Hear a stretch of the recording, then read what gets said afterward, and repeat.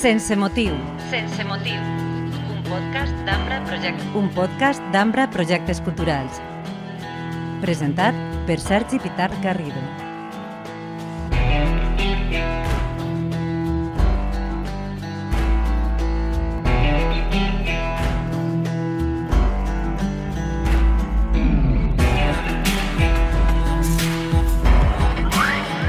Tu eres una de les primeres persones que va fer la teua feina, no?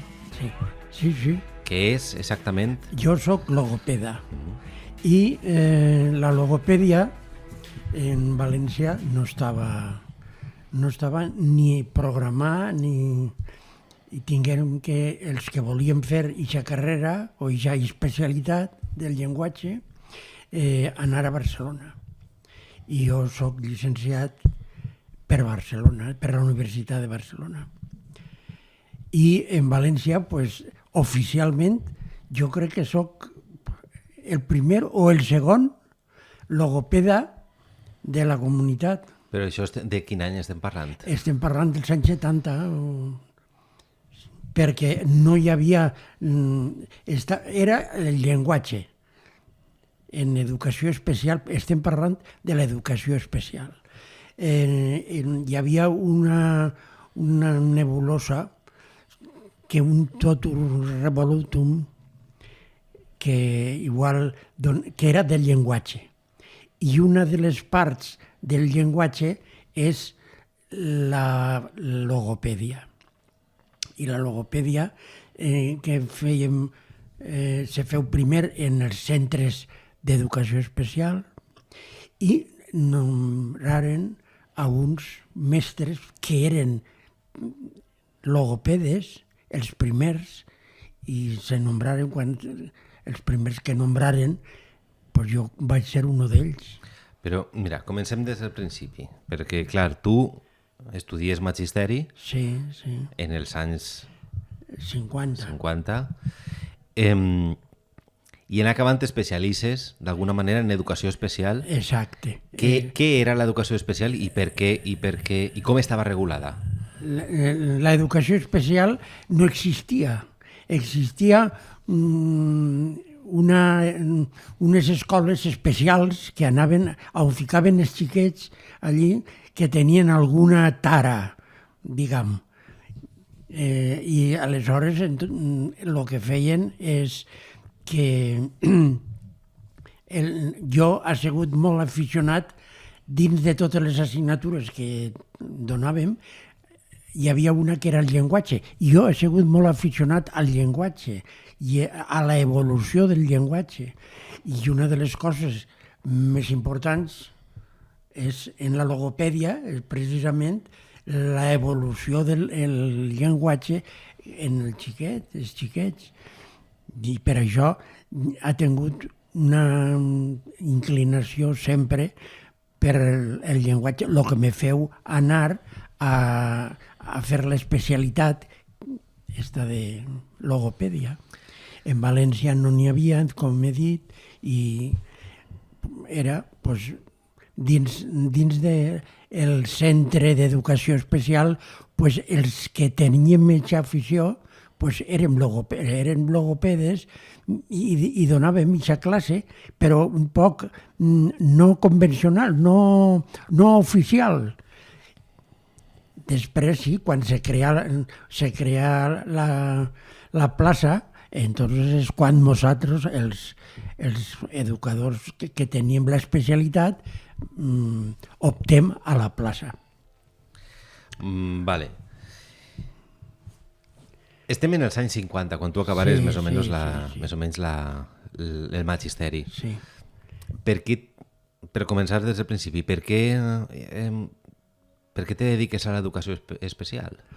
Entre altres coses, l'educació especial, a part de que m'ha agradat sempre l'educació en general, i l'educació especial era ajudar precisament als xiquets aquells que tenien algun defecte, que no estaven en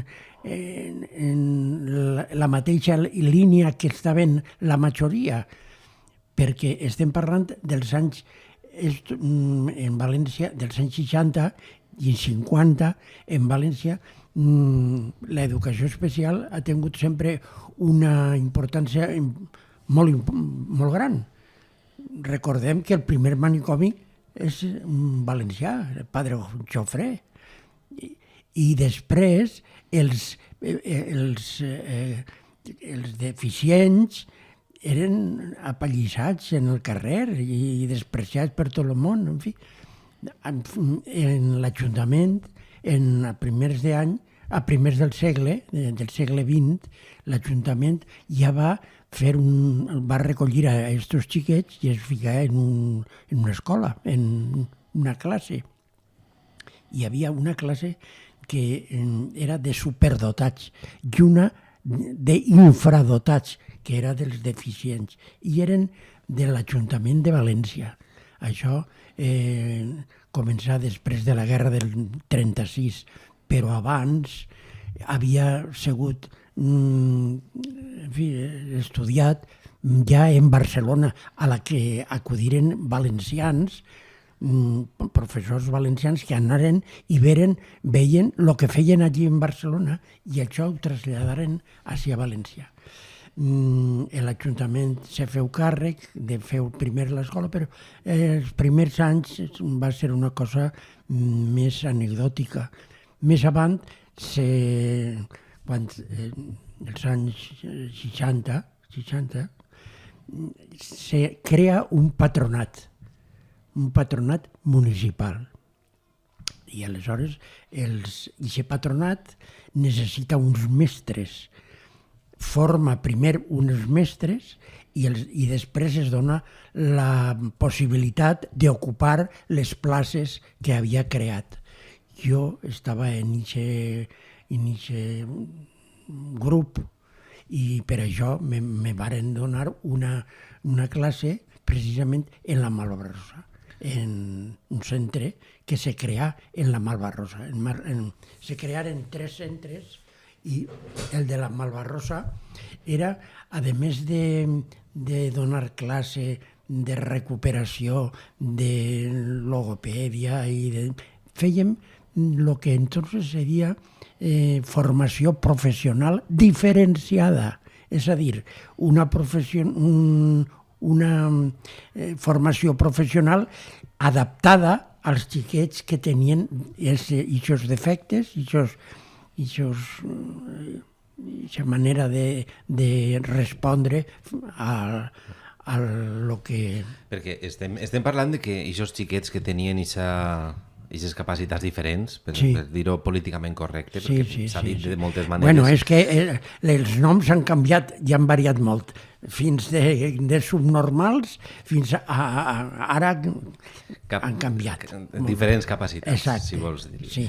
I aquests xiquets i xiquetes, abans que tinguin la possibilitat d'estar en una aula com la que dius, com la que contes, no? Com la que vau inaugurar d'alguna manera, vosaltres, i aquests xiquets on estaven?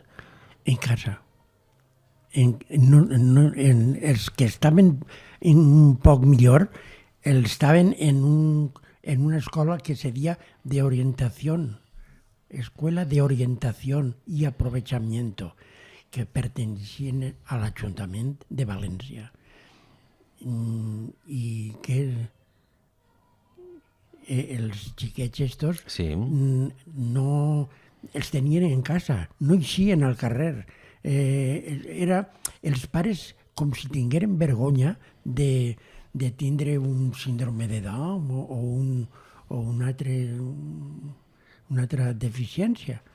I això comencen a eixir precisament en els anys 70, quan comença la reunió de pares, dels polítics, Clar, i aquests xiquets tindrien una qualitat de vida mala. No eixir de casa, no fer res de profit, diguem, no estaven tractats tampoc. Exacte. I per primera vegada, al fer-se el patronat, el que fan els xiquets és que ixen de casa i conviuen en altres xiquets que tenen aquestes deficiències igual. I són el que fa que tu pugues fer, no sé com dir, és l'alegria de viure dels crios, volem dir, no solament és que estic jo, sinó que hi ha un grup de gent, i el grup de gent és que fem excursions junts, és que anem a fer alguna visita junts, és que anem a... Perquè, clar, finalment, dic jo que l'educació especial, la finalitat última, quina és? No és que aprenguen, sí, alguna cosa sí, no? Segons les capacitats, que sí que deprenguen fins a on puguen arribar. El que passa és que no hi ha que demanar-los el que no poden donar, però perquè hi ha una graduació en les deficiències. Hi ha deficiències que se poden no subsanar, sinó se poden moldejar, diguem. Hi ha altres que no. I hi ha, dins de les malalties que pateixen, hi ha uns graus. Un síndrome de Down hi ha de moltes classes. Hi ha síndromes de Down que poden estar inclús llegint. Hi ha altres que no ho poden alcançar mai. És a dir, que hi ha una sèrie de graduació i el que fa el mestre és que té que adaptar-se a cada xiquet.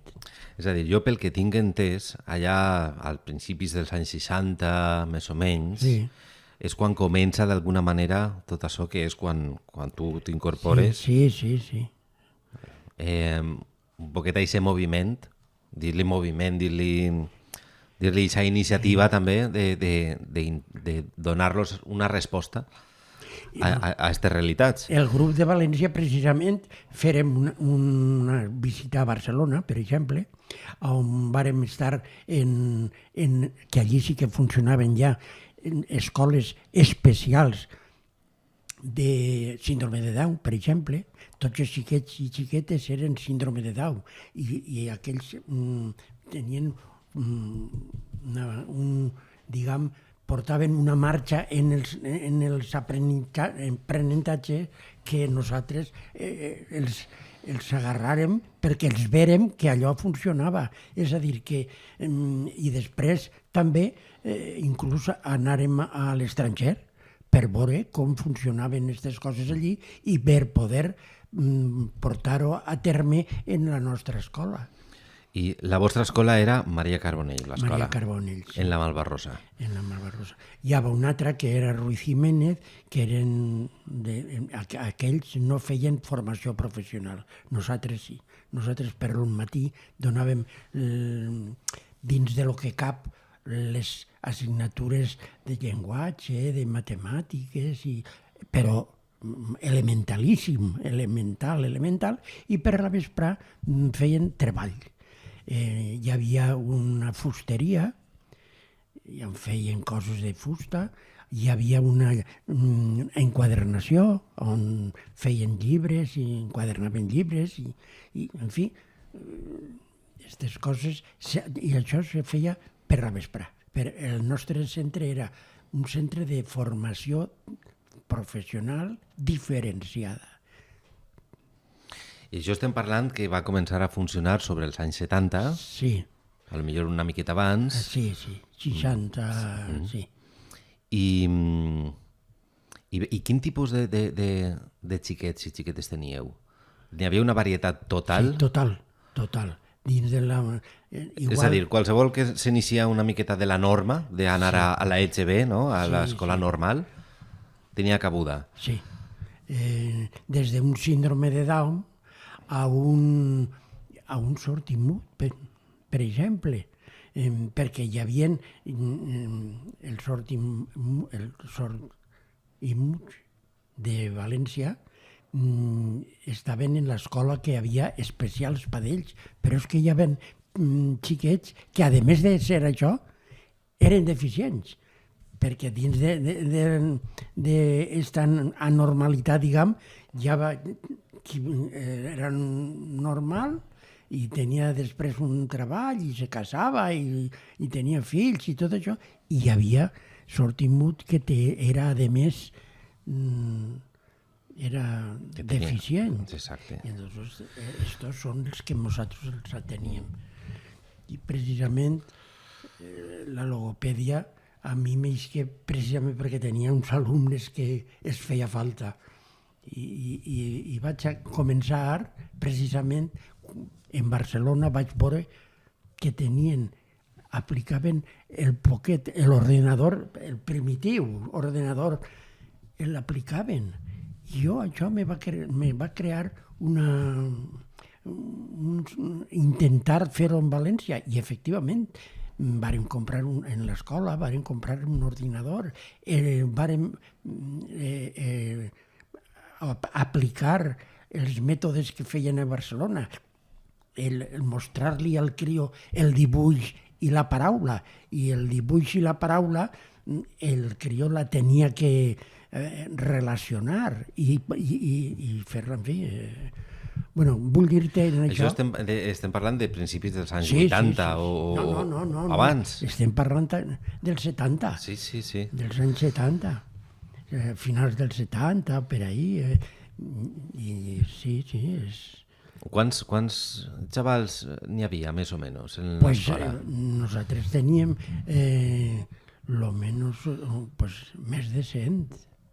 I anaven al col·legi, en el col·legi anaven en transport escolar, acabant allí els donàvem el dinar també, i després a les 5 o les 6 o això, pues, els retornàvem a casa, clar.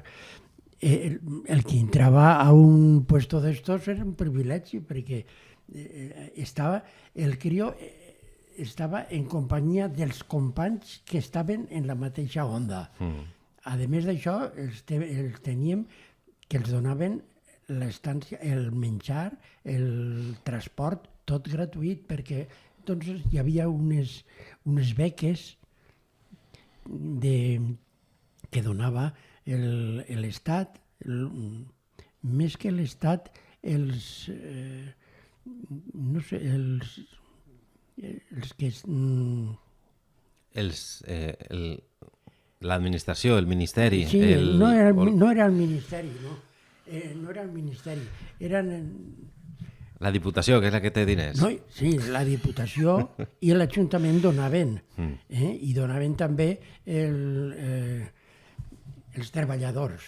Això, els sindicats. Exacte. Els sindicats donaven també una quantitat, això ho donaven els pares que tenien un xic, una xica en aquestes circumstàncies. I entonces ells revertien la beca al col·legi perquè tinguera atenció el crió. Entenc. Sí. I tu comences a fer logopèdia i què te trobes? Vull dir-te, te trobes de tot? La casuística és total? Sí, total. És gent que progressa, o sigui, alumnes que progressen molt, alumnes que no... Tu al final sabràs diferenciar una miqueta en qui pots treballar més i qui no, i fins a on, no? Primer fèiem uns exàmens perquè no podies atendre, l'atenció era individual, l'atenció era individual, entonces el que fèiem és que fèiem una exploració primera i entonces veiem qui era el subjecte d'anar a una classe de logopèdia, perquè no eren tots, sinó agarràvem aquells que més ho necessitaven. I és el que fèiem. I això ens plantem en la Malvarrosa, en els anys 80. Sí. La Malvarrosa dels anys 80 no és un ambient molt agradable. No, diguem-ne. Perquè allí, precisament, nosaltres estàvem en una escola de la Malvarrosa, però érem una illa, perquè en la Malvarrosa nosaltres estàvem al costat de les cases dels que treballaven en el port. I ells estaven en conflicte permanent Però nosaltres, com no érem, els xiquets no eren de la zona, sinó que venien en un cotxe de tota València, no entràvem en els conflictes, ni a favor ni en contra. Sí que veiem alguna vaga que se feia i alguna redada que hi havia, perquè se notava, els estibadors Sí. feien alguna No, vegada. I a banda d'això... Però nosaltres no. Nosaltres érem una illa, perquè això va ser l'Ajuntament que tenia ahir una barraca en el solar. L'Ajuntament, quan se feu el patronat municipal, el terreno era municipal i digué, pues, llevem-ho, efectivament. Tiraren tot i feren un col·legi. Tiraren la barraca i feren el col·legi. exacte. Tu has arribat a veure la barraca aquella? Sí, I allà es feia classe en la barraca en la seva època. Exacte. Però la llevaren aquests 2 anys que tardà, ens ficaren en un altre carrer, en un altre lloc, en el carrer Padre Navarro, recorde, i després tornarem ahir ja en la nou, tot, clar. Un edifici nou. Sí. A part que era un edifici, jo el recorde, que era gran. Sí, bueno. Tenia 3 o 4 pisos o 5. Exacte. I un pati bé i tot. Bueno, un pati reduït, però bueno, bé, teníem un pati i una terrassa dalt, bé. I durant tots els anys 80 vareu anar fent allí escola, fent treball en els xics i xiques que anaven allà. Exacte. Després ve la llei de la integració. Volia parlar amb tu d'això, però això ja és en els 90, ja arribem... En la integració vol que els xiquets s'integren dins de l'escola normal. I aleshores hi ha uns professors que nombren d'educació especial, de pedagogia terapèutica, i són els que s'encarreguen d'aixos xiquets i se queden solament confinats, diguem, a les escoles especials de veritat, aquells que estan pitjor motòricament, intel·lectualment, en fi. I ja no pots fer tantes coses com abans, perquè els xiquets són d'una altra pasta. És una altra cosa. Entrem a explicar una miqueta més el que és la integració. La integració és agafar i ficar-los en una escola, diguem, normal. Sí. Perquè convisquen hi ha coses que conviuen en la companyia dels companys. És el recreo, per exemple, els xiquets normals, diguem, entre cometes, i ells s'acostumen a veure a un deficient. La diferència. A veure què és la diferència, a veure un síndrome de Down. Ja no... Què és el que passa avui en dia? Ja no s'assusten. Ja, no els és estrany tractar amb una persona que té síndrome de Down, per exemple, perquè han conviscut a escola amb aquestes persones. I aquesta integració que es fa sobre els anys 90 funciona bé, funciona mal, funciona regular, perquè, clar, tu, com a professional del tema, allò sí que va crear una miqueta de conflicte entre tots els professionals de la... Però nosaltres no. A nosaltres el que fan és que a partir d'aquesta llei el patronat diu pues que pague l'Estat, en comptes de ser patronat municipal, que passe tot a ser de l'Estat, i així l'Ajuntament no té que pagar res. I aleshores els xiquets que són objecte d'una educació especial van a un col·legi normal i ahir nomenen a uns professors de pedagogia terapèutica. Hi ha 2 classes de professors. El professor normal d'un xiquet que fa unes oposicions a EGB, per exemple, o EGB, i després està l'especialitat, que hi ha uns especialistes i un en cada centre.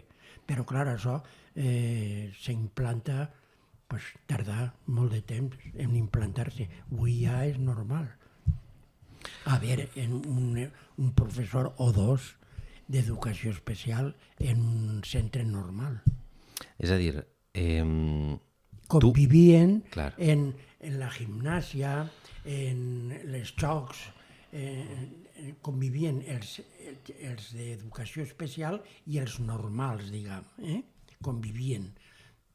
Però mai s'igualaven als altres. Desgraciadament, no podia ser, clar. Clar, així n'hi ha hagut, abans ho has dit, moltes denominacions d'aquestes persones. I tu també has viscut, des de començar la teua carrera professional fins el moment de la jubilació, has viscut un canvi total en com és l'educació d'aquestes persones, d'aquests xics i xiques. Pues a nosaltres ens llevaren els xics i xiques que podien vindre, que venien a la nostra escola, ja no venien. Ja els integraren en les escoles normals. I a nosaltres solament quedaren els que estaven pitjor, físicament, intel·lectualment, Sí. Els que estaven pitjor. I aleshores el que feren és que si nosaltres érem en el patronat 50 professors, doncs el que feren és anar reduint, perquè els xiquets no teníem alumnes. I El que vull dir... fins que s'acabà el patronat i s'extinc. S'ha acabat. I s'ha acabat. S'ha diluït, diguem, Sí. per a bé o per a mal, en l'educació l'escola normal, regalada. exacte. El que jo volia preguntar-te és, clar, tu en una mateixa vida professional has vist com canviava d'estar en casa, un xiquet amb síndrome de Down, per exemple, d'estar en casa, a anar a escola amb la majoria de xiquets. Sí. Tu sí que pots fer hem anat a millor. Sí. Jo suposo que sí, però això, Però i aquest camí ha sigut llarg, i sí. per a vosaltres que sou els professionals de fer-ho ha sigut complicat també. Exacte. Els xiquets, el que vaig a dir jo, el que feia un xiquet en una escola normal. En una escola normal, el xiquet necessitava una educació especial. I entonces l'especialista li la donava en un horari que li feia. I després deixava unes hores perquè el crio s'integrara, se n'anara a l'aula i estiguera en companyia dels companys en l'aula fent la gimnàsia, en l'aula fent jugant en el recreo, o convivint en l'aula. I a una hora determinada va a la classe que té el professor d'educació especial i és el que li dona les matèries que la professora del curs normal on està el xiquet no li pot donar perquè el xiquet no l'alcança. Això està clar. Com sou els mestres d'educació especial?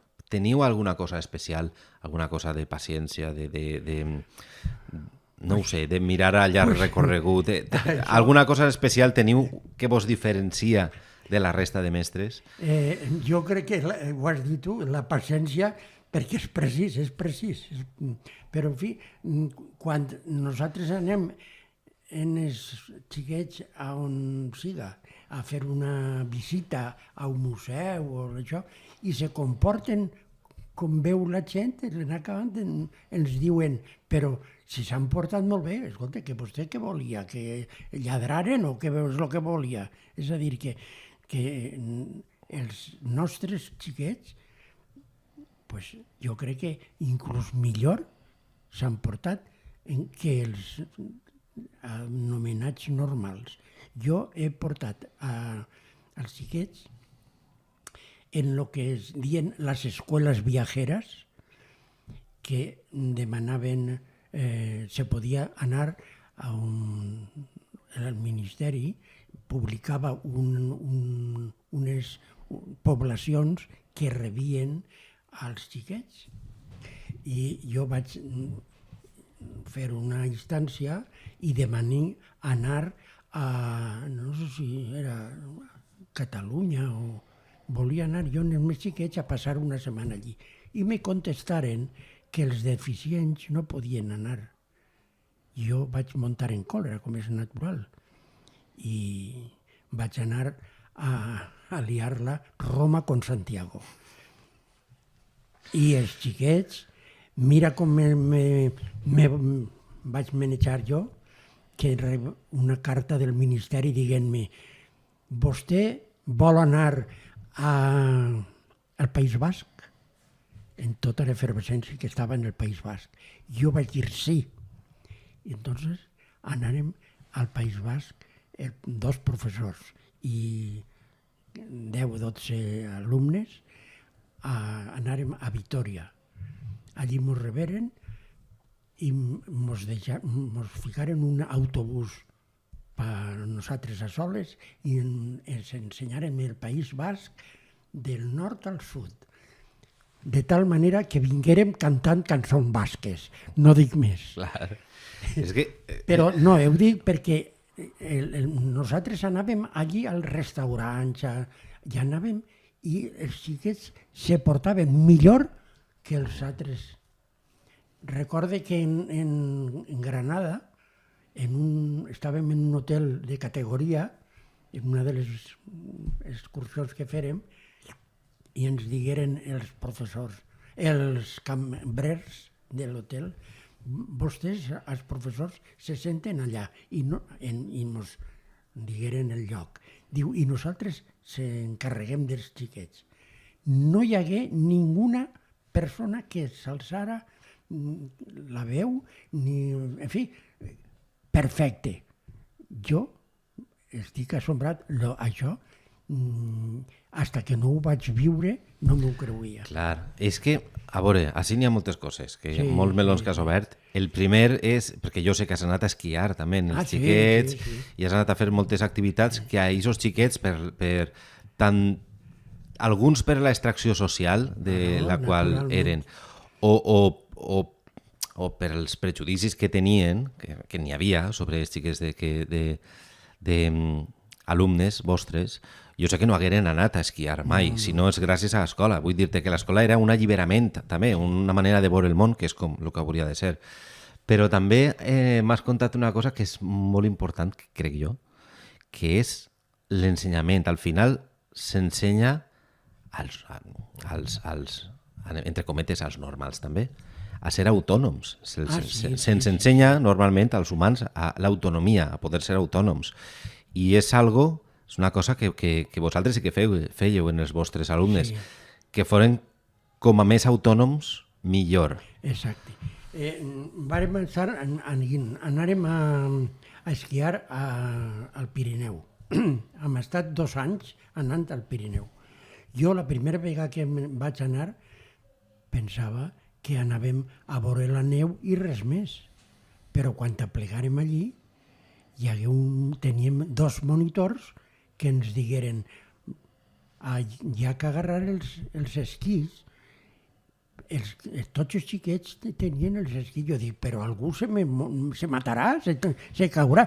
Escolta, acabaren esquiant. Cosa que jo tinc en un vídeo perquè és que és increïble, increïble. Abans de començar, a veure a on han plegat. Que parlem dels anys 80, que ja ha plogut i les coses no n'hi havia mòbils, no podies avisar a famílies ni grups de xats, no, oblida't, confiança total. Sí.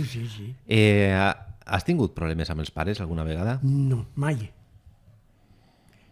Perquè els pares eren conscients de la paciència i el treball, no? El treball que es feia. Del professorat. Això ha sigut sempre hem tingut el recolzament dels pares. Més, inclús, de lo que se pensàvem. Perquè las hermandades de trabajo, que són associacions franquistes de l'època, és la que estava interessada en donar diners per a que els mutualistes pogueren pagar totes aquestes coses.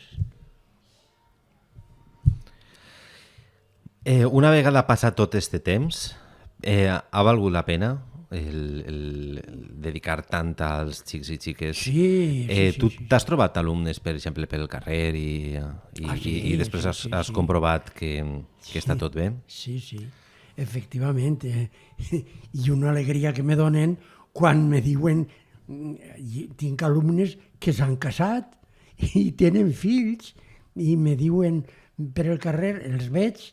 Així en el barri n'hi ha uno que cada vegada que em veu, escolta, com si haguera vist la Mare de Déu. És una cosa sèria. I jo, contentíssim.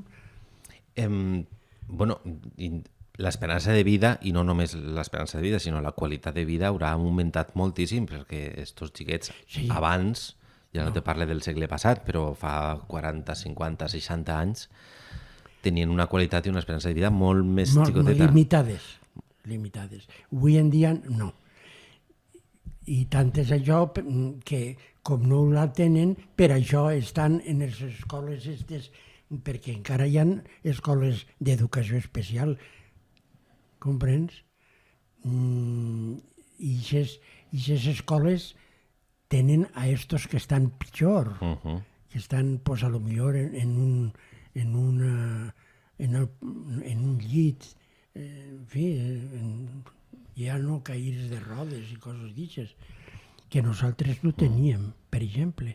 No hem tingut xiquets perquè, a més d'això, el centre que teníem no se permetia, no teníem ascensor, no podíem pujar, no podíem tindre un xiquet en un seient.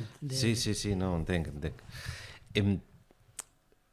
Trobes a faltar la faena? Que si trobes a faltar la faena?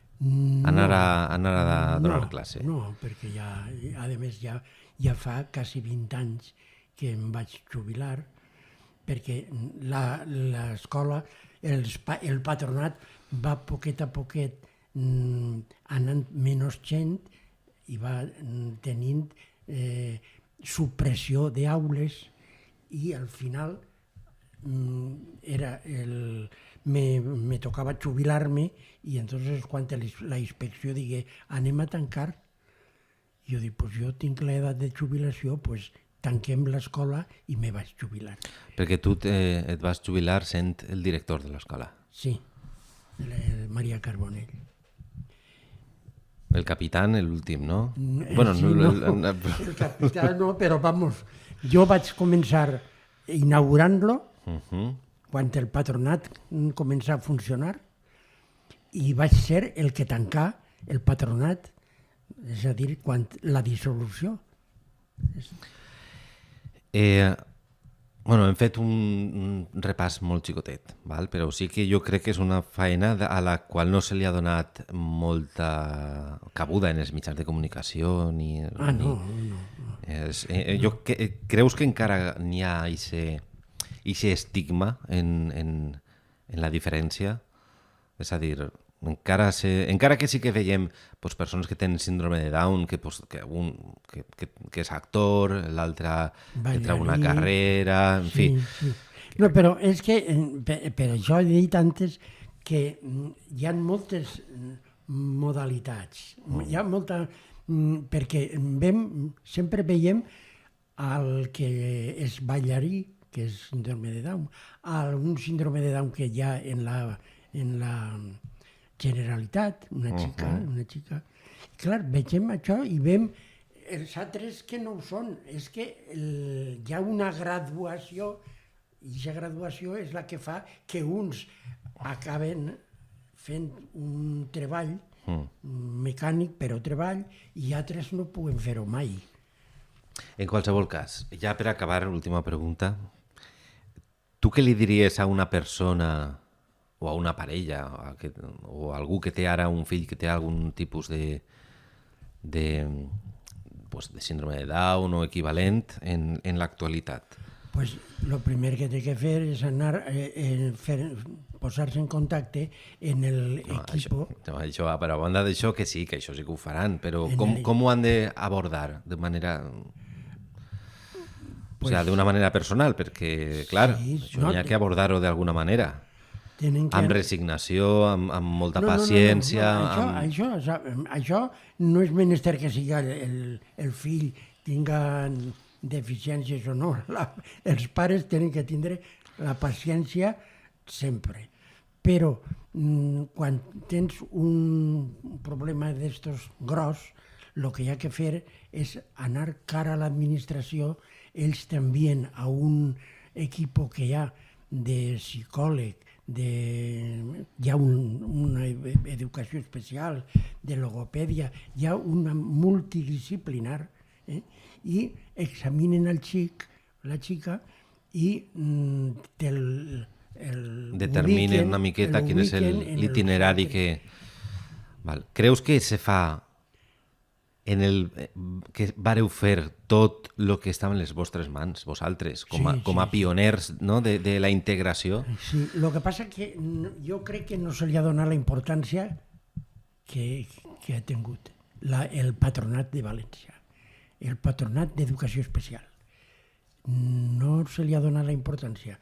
Ha nascut, quan va néixer, molts, els pares se feien, hi ha una associació de pares que es pentava, que tal. Després això ha anat baixant i fins que s'ha desfet, clar. Bueno, s'ha desfet perquè creuen que no és necessari perquè s'ha integrat la llei d'integració. Però el mig segle que ha estat funcionant ha sigut vital per a aconseguir un canvi de model, o no? Sí, no? El fet d'estar nosaltres ha fet que l'administració, o sigui, l'espenta és nostra i l'administració ha vingut darrere.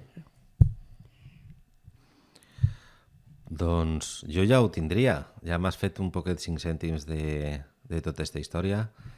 Si vols afegir alguna cosa més. No. Tu crec que eres un llibre sobre aquestes coses. Sí, me sap mal perquè uns amics me digueren que devia d'escriure el naixement del patronat, l'evolució del patronat al llarg dels anys i la defunció del patronat. Com jo ho he viscut, ha sigut un poquet... I no ho fas? Sí, ho tinc fet i recopilat en un llibre, un llibret, més que llibre, però en fi, prou perquè els que allí ixim, els noms que allí ixen, se vegin reflectats. Perquè ahir parle dels claustres que formaren, dels centres que hi havia en València, que eren un en la Malvarrosa, el nostre, un altre en el Grau, era el Ruiz Jiménez, i un altre en un xalet que hi havia en la Patacona. I estava després Manjón, que és, diguem, el més important per síndromes de Down i aquestes coses. És a dir, i tot això ha anat reduint-se fins a que s'ha reduït del tot i ha passat a millor glòria. Però escrit en un llibret ho tinc, sí. Molt bé. Doncs ja el recomanarem, el llibre. Molt bé. Bueno, doncs moltes gràcies. Ja te diré on pots sentir això. Vale, molt bé, gràcies. Vale. Doncs ara ja està. M'has agarrat l'escopeta de lladre. Total.